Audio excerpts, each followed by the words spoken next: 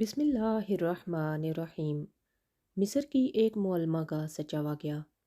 वो मुअल्लिमा हमेशा अपने शागिर्दों को नसीहत करती थी कि कुरान पाक की इस आयत के मुताबिक ज़िंदगी गुजारें। वअजिल्तु इलैका रब्बी लितर्दा। ए परवरदिगार, मैंने तेरी तरफ आने में जल्दी की ताकि तू खुश हो। वो कहा करती थी कि मैं इस आयत से बहुत मुतासर हूँ।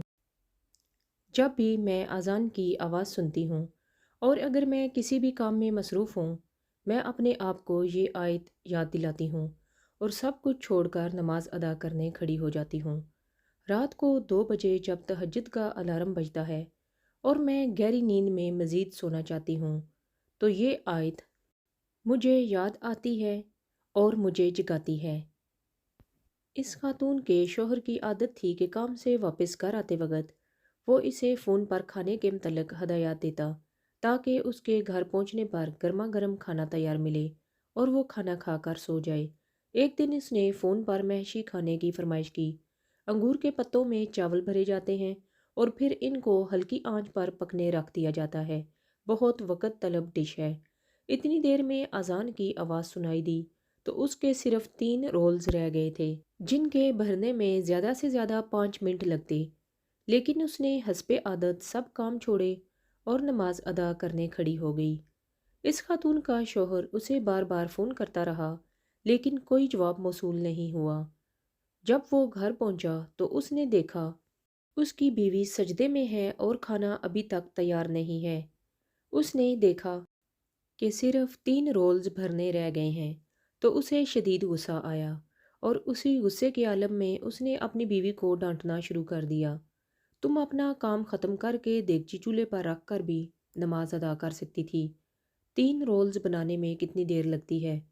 लेकिन उसकी बीवी की तरफ से कोई जवाब ना आया।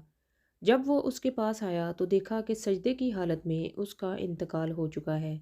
सुबहान अल्लाह। अगर उसने हमारी तरह ये सोचा होता कि चलो कोई बात नहीं, पहले अपना काम ख़त्म कर लेते हैं फिर नमाज पढ़ लेंगे, तो उसका इंतकाल किचन में होता।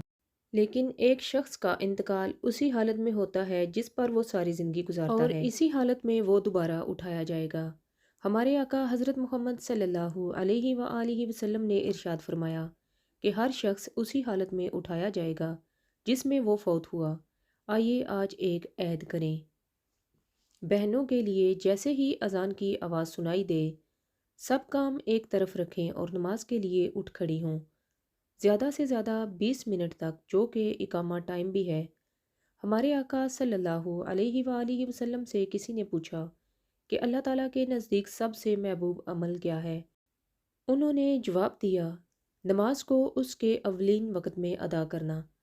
भाइयों के लिए, जैसे ही आप अजान की आवाज़ सुने, फ़ौरन वज़ू करें और मस्जिद चले जाएं। अपने आप को ये आयत बार बार याद दिलाते रहें। वअजिल्तु इलैका रब्बी लितर्दा। ए परवरदिगार, मैंने तेरी तरफ आने में जल्दी की ताकि तू खुश हो। आमीन सुम्मा आमीन।